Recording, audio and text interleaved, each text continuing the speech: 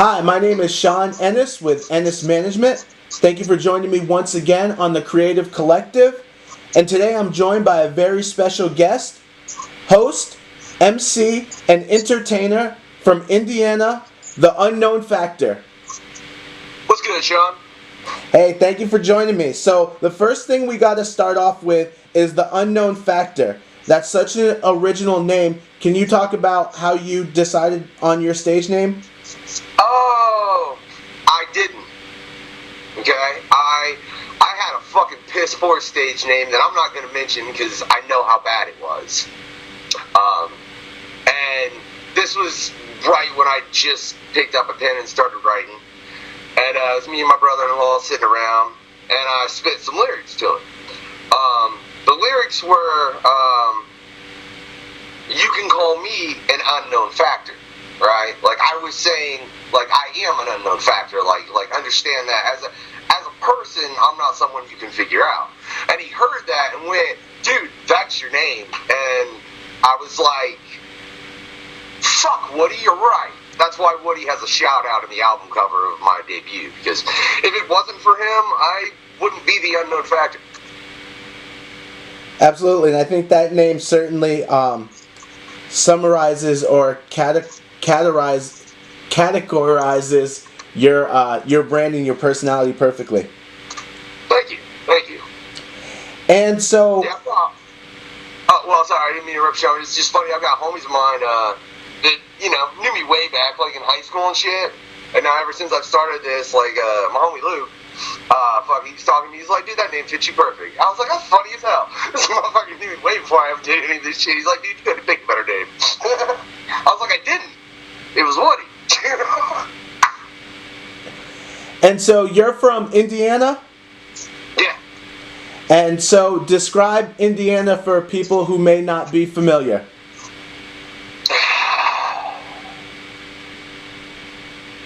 There's a lot of corn.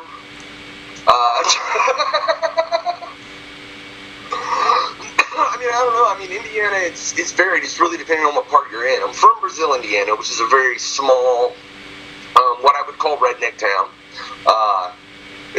I've moved to Terre Haute. I'm living in Anderson currently.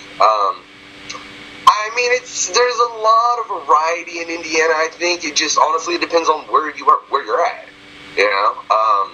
There's nothing like the size of a town like Chicago or anything. Maybe Indianapolis is decent, but it's not Chicago size. But if you want something that's a metropolitan area, you're gonna have to go to Indy. You're not gonna get anything else like that. Everything else is more suburban.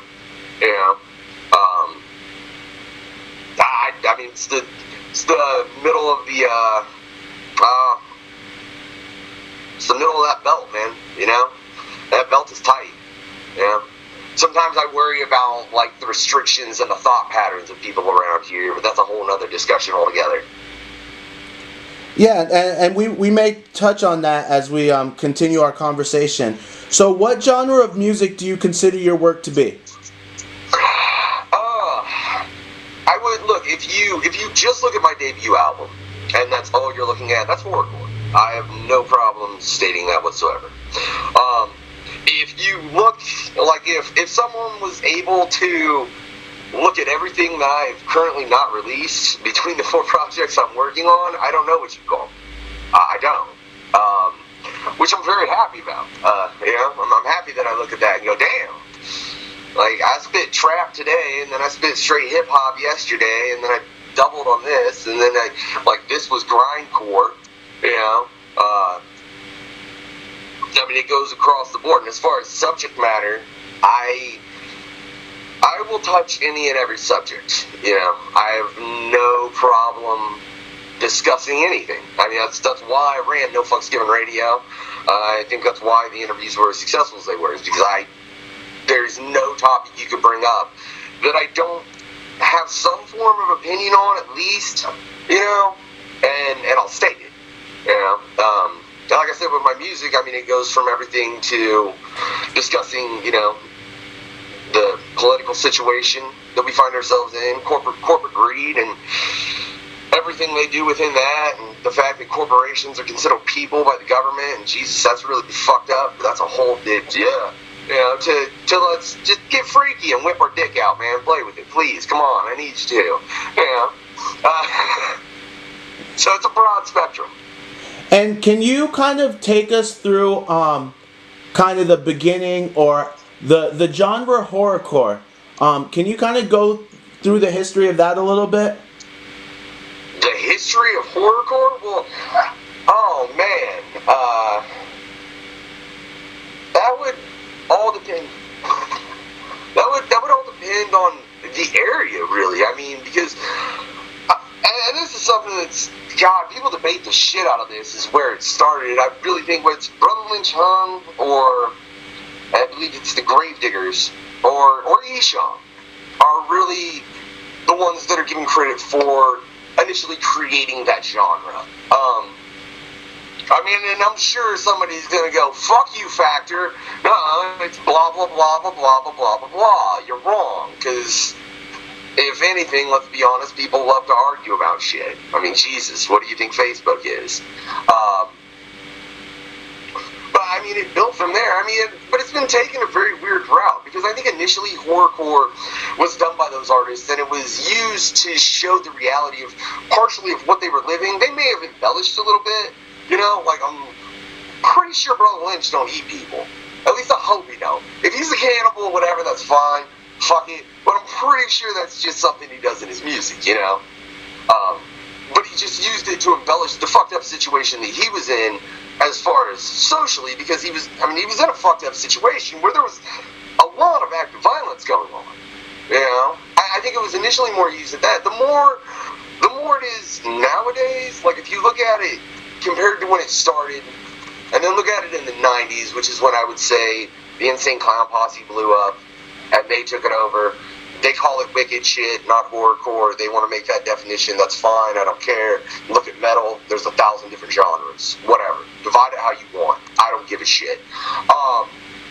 But in that, I mean, they took it over, and then they made it what they did and formed the Dark Carnival, all this. And then now, I don't know. In looking around at the past 3 years, what it is currently, I couldn't even honestly tell you, Sean. I mean, I don't know that it has a definite term, because there's so many people doing so many different versions of it. You know? Like, you have your horrorcore that still is that horrorcore that does have some kind of base message, and it's just a representation of the fucked up world we live in, and they're just kind of embellishing certain things to make more of a point about it. That way it gets your attention. And then there's the other horrorcore that's just some dude, look, I'm gonna stab you, throw you in your basement, stab you, throw you in the trunk, stab you, throw you in the basement, stab you, throw you in the trunk. That shit, fuck off. And when you began creating your own original music, what kind of made you gravitate to the horrorcore genre? I am a twisted individual.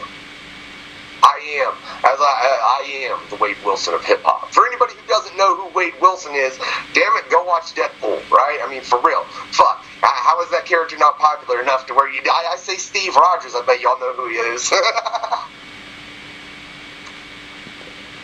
But yeah, I mean, man, I've just got a bit of a twisted mind frame. I mean, I always have, you know? But I have a twisted mind frame in far more than just the fact that it's violent. Jesus Christ, trust me on that. Wait for this shit that me and the Fool are getting ready to drop. Talking about, please play with my penis. I swear to God, that's the hook, Sean. I'm not even shitting you. I'm looking forward to hearing it. And how long have you been practicing your craft? About 4 years now. Which at 35, I'm like, damn, I fucked up.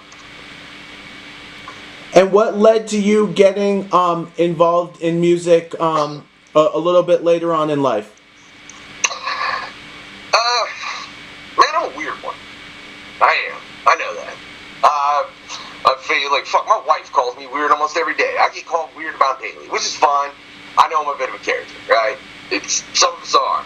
Whatever. Look at Jim Carrey. That fucker's a character, right? There's plenty of people out there that are just characters. I don't know, man. I never just quite fit anywhere, you know? You put me in a work environment with several people, and they end up being like, that dude is really, really fucking weird. Alright? That's just how it goes. You know? I met my wife. We ended up going to a show. Right around 3 years ago now.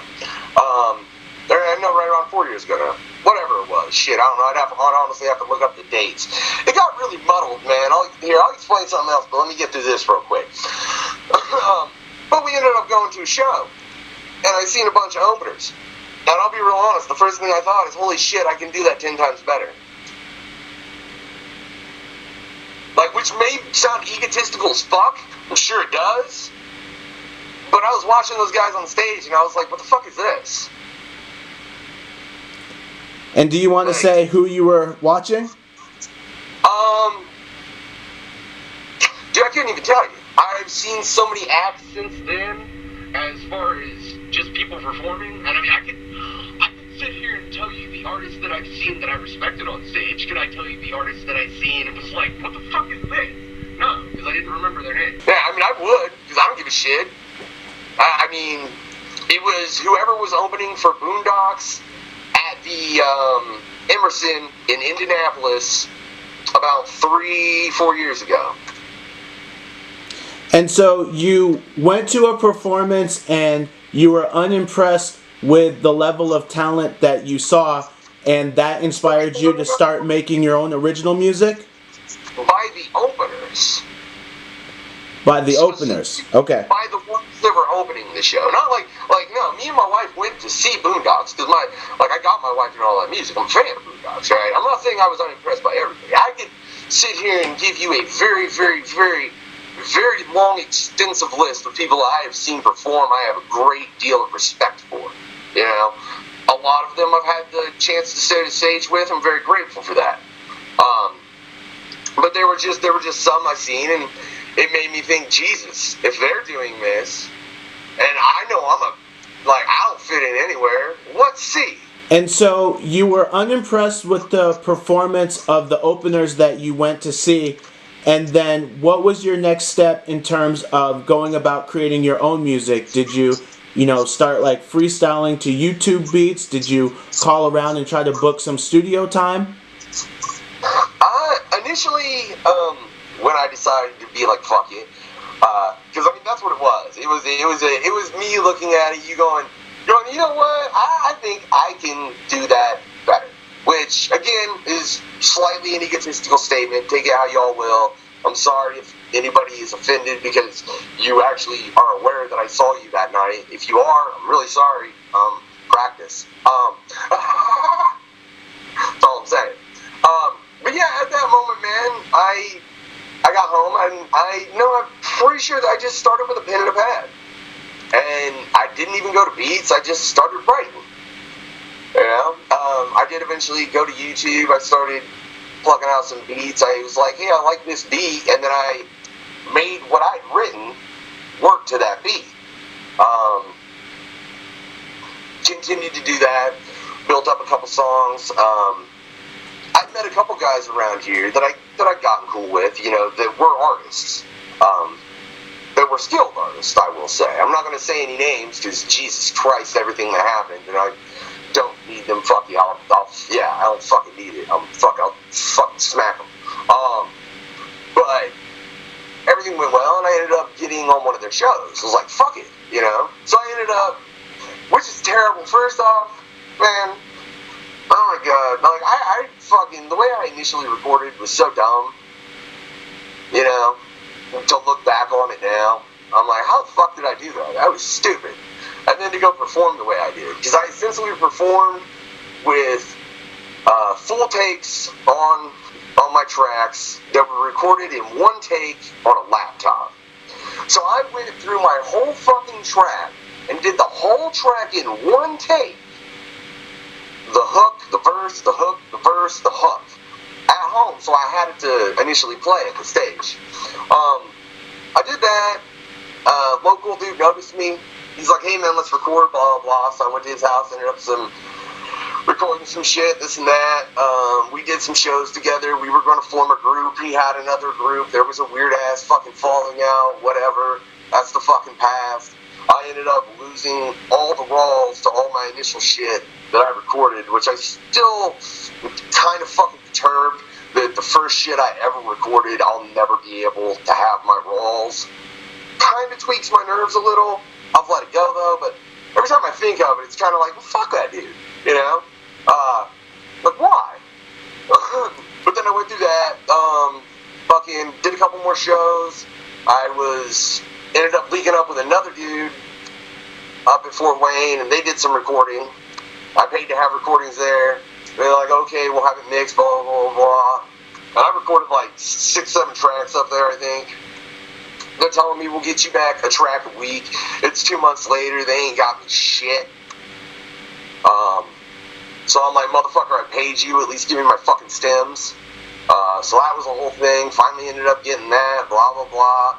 And after all that fucking bullshit, I was like, you know what? I'm fucking recording at my house. I will set this shit up properly. I will do it at home. I will have my stems when they're fucking done. And so that's how I do my process now. But again, that's just based on everything I did and everything I went through with the whole process of initially starting off. But in that, I mean, at the same time, you know, I ended up getting a show on a underground radio station, getting kicked off of that radio station, starting my own radio station, signing to a label, getting kicked off that label in 3 months, continuing. Yeah, it's been a fucking journey, and I love it. And I want to unpack a few of the things that you mentioned there. The first thing is that investment that you made into yourself in putting together your own home studio. That's such an important step that I think a lot of musicians, even if they're not going to create their own home studio, just having that commitment and belief in yourself to spend the money and, you know, believe in yourself and make that investment into creating your home studio. Can you talk about what kind of role that played in terms of your music career? I mean, it's definitely made it far easier to get anything done. Like I said, I also have the benefit of I work with some motherfuckers that are dope ass producers, whether that be Noose Instrumentals. Again, shout out to him and everything he's done for me.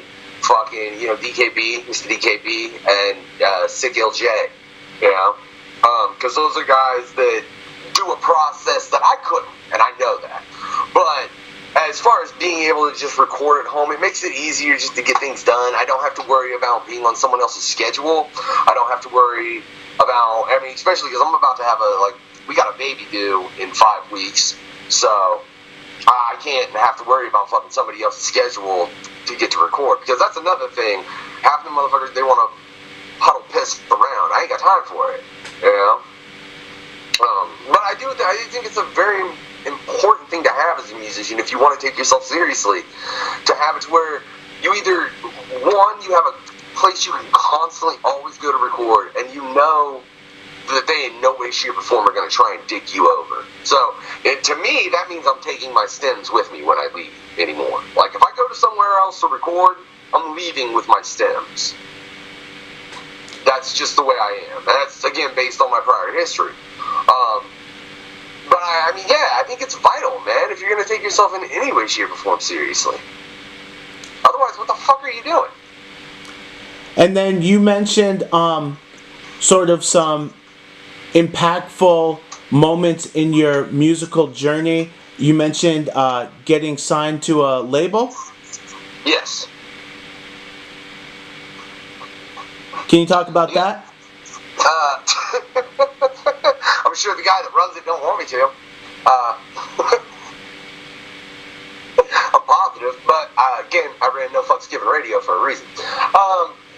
Yeah, man, they came down here with a show. A guy named Morbid Manic. I got him my CD. He ran Wicked Intent Records out of Colorado. I just got him what was ostensibly a demo CD at the time, you know. And he liked it. We ended up having a conversation. Initially, it was he wanted, because at the time I was also running No Fucks Given Radio. Initially, at the time, he was like, okay, so we're going to do this, and you're going to change it to Wicked Intent Radio. And I was like, nah, dude, I'm not doing that. Like, I'm down to be signed with a label. And like, I'll support the label on the radio that I run, but I'm not going to switch up everything I'm doing that I've been doing for like, I think a year and a half, somewhere around there. I mean, the radio it'd been going, and there'd been a lot of work put into it at that point, up to and including drops, servers, intros, a lot of shit. But like, the amount of work I would have had to put to change that over like that, it's ludicrous. So I ended up being like, no, and then he didn't talk to me for 2 months. He ends up coming back, because I guess he really did just like my music that much, ends up signing me. So cool, blah, blah, blah. I go through all this. I drop my debut on there, which was Birth of a Demon, which is bullshit, because demons are figments of all of y'all's imaginations. I'm telling you, demons are as much mythology as Zeus and Thor. That's just my opinion. Got a problem with it? I'm the unknown factor. Fuck off. But yeah, I released that there, and then I was gonna bring them down up here for a show, at a place called Tavern. Which, shout out to Carl Stavern and David Sinetti. Dope ass people. If you're ever up in the Fort Wayne area, because they're in New Haven, which is really close to Fort Wayne, hit up Carl's Tavern. The wings and the fries there, Sean, you might shoot somebody to get some more of them after you had them once. That's all I'm saying, right? Well, I'm not even complaining with you, man. But I was planning on bringing them up for a show. Brought out the flyer. Apparently, Wicked Intent wasn't on it enough, which is funny, because it was a quarter of a flyer was all Wicked Intent. He ends up getting shitty with me. I'm the type of person, I was like, you're saying I offended everybody on the label, what? So I sent a message into the group chat that was everybody on the label. I was like, look, if I offended anybody, I'm sorry. And suddenly, I was booted out the chat, out the label. Blocked from Rob on every capacity. Rob being morbid, ended up having to exchange emails back and forth with him, being like, motherfucker, take my shit off iTunes, it's not yours. I'm not gonna have you fucking getting paid for some shit, because technically the contract I signed, he had violated the second I signed it, because he was supposed to pay for the mixing and mastering of that CD, but I handed him a CD that was already done. So, you know, it was fun, I'll tell you. It was a trip, though. You know, it was definitely a learning experience. I'm definitely glad that I went through it, because, I mean, it taught me a lot in the grand scheme of things. But yeah, it was interesting, man. That they felt like he wasn't represented enough, so I got booted off the label. And it's really funny now, though, because I worked with pretty much everybody that was on that label at the time I got booted, because they're all off it as well.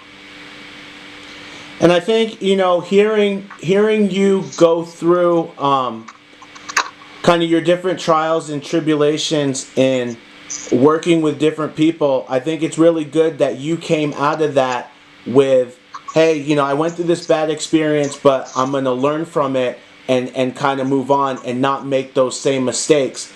Again, with going back to investing in your own career, being able to deal with challenges and up and downs as a musician is really going to determine whether or not musicians are going to be able to be successful long term pursuing a music career. That just, you know, not giving up when you hit that, you know, road stop or that rocky path. Oh yeah, man. I certainly agree with that. I do. I think it's something you have to look forward. I mean, because sometimes, and that can be anything. It can be, you know, oh my God, somebody slandered your name and now you got to deal with this. Or it could be, oh fuck, I've got a serious writer's block and I cannot get lyrics out for shit, up to anything in between. But I think it's key to be able to move past that. And not only that, not only as a musician, I think as a person, it's key to be able to move past that, man. Just as a human being, you know? 100%. All right, so now take me back to the start of No Fucks Given Radio. Oh, Jesus Christ. All right, so that's another story. So, I got an interview on a different radio station, right? It's Underground Wicked Radio. And after the interview was over, the guy that ran it was like, hey man, you want to run a show? And I was like, fuck yeah, why not? You know? So I ended up running the show there for a little while. Dude ended up moving into my house. weird things there. Like, dude even did, like, I've got a recording where I have a voice telling him he talks too much. And it ain't my fucking voice. And it ain't my wife's. And nobody else but us three were in the fucking house. And that's all I'll say. He left shortly after that. And then I also got booted off that radio. That was 3 months as well. Just like Wicked Intent. Apparently I got a 3-month leeway with most motherfuckers. Like, you can, if you can't deal with me, it'll be 3 months until you just really can. You know, either that or you can just really deal with me. Those motherfuckers are rare. But we had like 6 to 12 interviews booked, you know, for me to interview for people on that station. And at that point, it was make a choice. It was either contact all of them and be like, hey man, I got kicked off all this shit, I can't do this no more, sorry. Or take everything I knew and make a better product. Well, me and my wife decided to go with option B. That radio was a trip. I mean, it was a hell of a lot of fun. I had a chance to interview people from all over the music industry, adult entertainers, people in the entertainment industry, conspiracy theorists. Yeah, it went all over the place. So, like, professional wrestlers, it went all over. In the long run, what it boils down to is it really was, like, my wife got pregnant. I was like, well, I don't think I'm going to have time for music and this radio. You know? Because I'm going to have a new baby. And while the radio was fun, and there was a hell of a team on the radio. Shout out to everybody that had anything to do with No Fucks Given Radio. Cyanide, Lynch, Chuckles, Mr. DKB. DKB did so many graphics for that fucking radio. He probably wants to kill me sometimes. But I love that fucker. You know, get well, motherfucker. I know you sick. We had Noose on shit. Demonic the Butcher, Mike Recca, fucking Static G, fucking Jesus Christ. Who the fuck else? Oh, hold on, I'm missing people. Mikey G, Illmind, my bad. He switched his fucking name in the middle of some shit. You might be able to catch Illmind on that motherfucking Kill the Factor release coming up too. Lil Birdie told me that shit. Yeah, and everybody, and my wife, who had a great deal to do with the radio. Bianca, my breakfast girl. I mean, everybody that had anything to do with the radio, for shout out to them, because they did help build it up a great deal. But it was crazy, man, because it turned into, like, I was a program director, you know? And where can people go to hear some episodes of your radio show? Oh, if you go to NFG Radio on YouTube, that's the, NFG Radio on YouTube, that's the only place you're going to find the ones that are still up on the air. Yeah, are the ones we live streamed on YouTube. Because the website, we shut the website down. I mean, I had everything available for download, but yeah, once we canned the radio. Because like I said, I had to make a choice between my music and the radio as far as I was concerned with a new baby on the way. And I wasn't going to stop my music. And what's one piece of advice that you can give from one radio programmer, host, radio station operator to another, which is myself? I don't give a fuck who they are. Don't take their shit. If they can't show you respect, tell them to shove it up their ass. That's some great advice.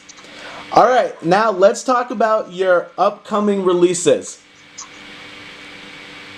Ooh. Well, which one do you want first, man? Because I got 4. Let's start with your solo releases, and then we'll talk about your group releases. Well, yeah, the first is, firstly, I want to say, I did end up getting that fucking album back from Rob. It's been re-released as Birth of the Unknown. You can go download all that shit for free on my Reverb. It's also available on my YouTube to stream. Because that's my goddamn music. I won't have somebody else having it, especially with the bullshit was pulled. But now I'm currently working on my second, yeah, my second album, and I'm trying to make it far more conceptual, because I know for a fact that the first album I had was more just here's a bunch of songs thrown together kind of thing, and I'm trying to make sure everything I work for now is a very conceptual album, will have a very specific purpose. This album,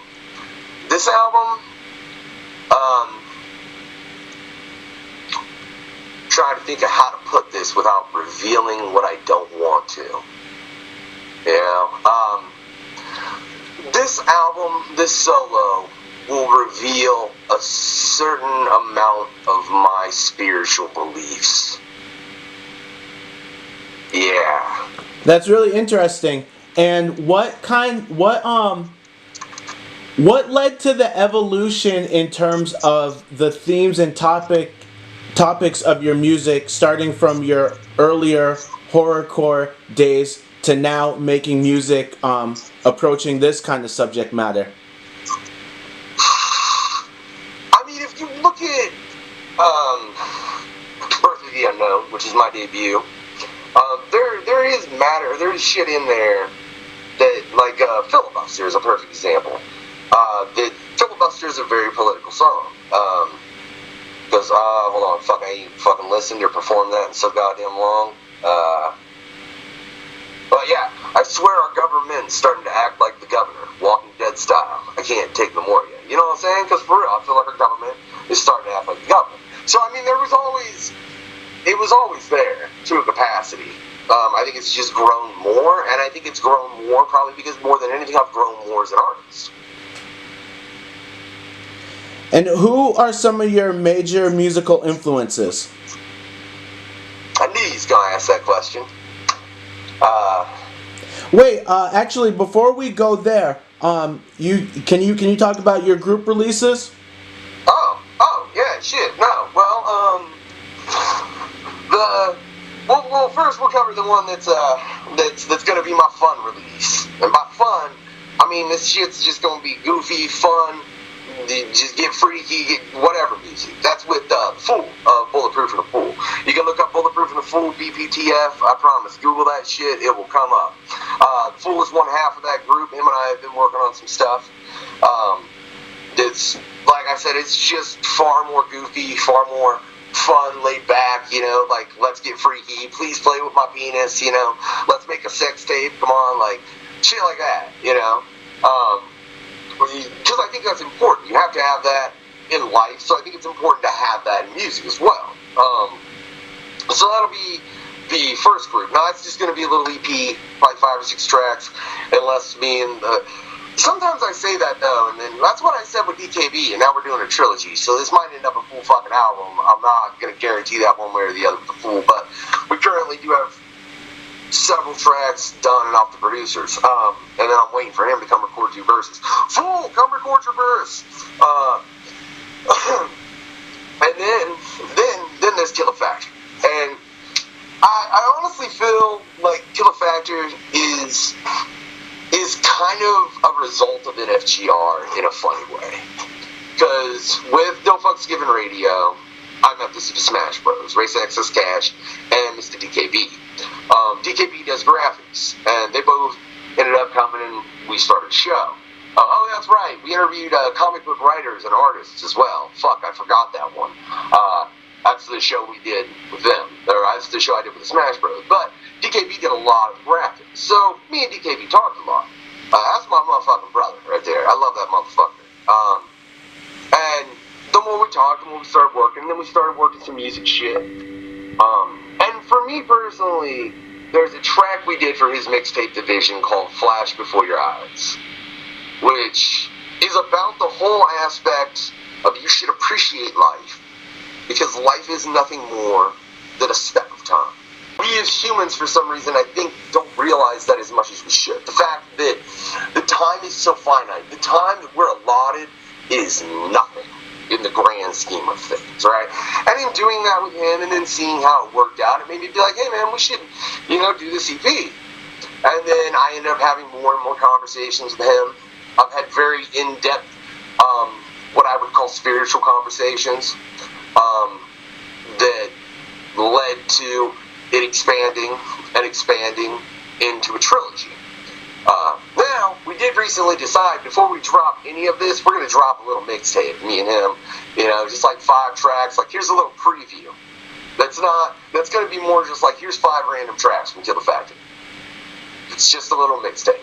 And then the next album, the album will be conceptual. It'll be an album you can listen to from the start to the beginning and be like, fuck, I feel like someone needs to make a movie out of this. That is the intent. At least that's what I hope. That's what I hope it turns out. That's what my vision is. Sorry for the pun, DKB. I didn't mean to use your mixtape name, but check out that mixtape, y'all. I'm a promo whore, Sean. Can you tell? Hey, you're doing a great job promoting. All right, now let's talk about your major musical influences.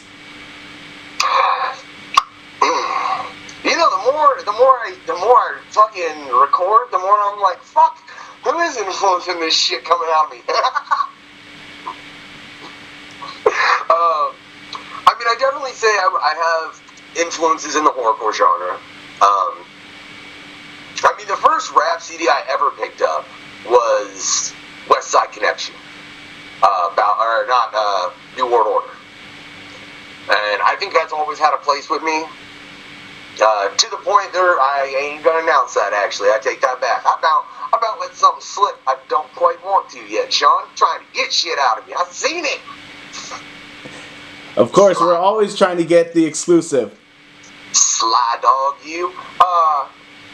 But if I look at it, and the people that I would say I personally take the most influence from, it would probably be, and I don't know, motherfuckers would probably be like, why aren't you saying ICP and Twisted and ABK and all this shit you listen to? Because there's a lot of shit I listen to.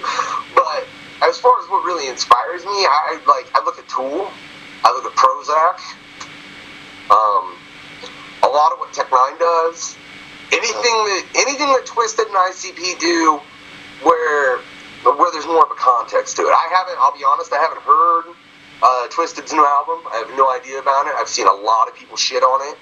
I've tried to listen to the new Insane Clown Posse album. I'm sorry. You guys, I'll offend people if I give my honest opinion of that, like a motherfucker, man. It's not mine. It's not for me, which, whatever. They're all different kinds of styles of music. There's plenty of shit I don't listen to. I don't want to listen to fucking Taylor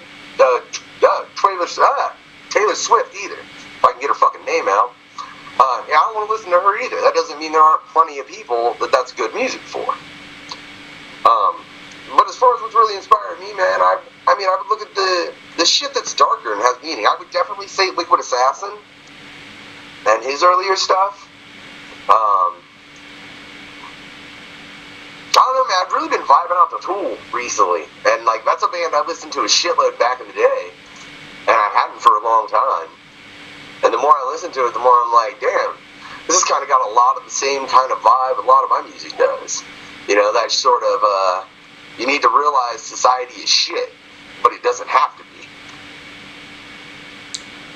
be. And what's a piece of advice that you could give for a musician just starting out in their music career? Just starting out?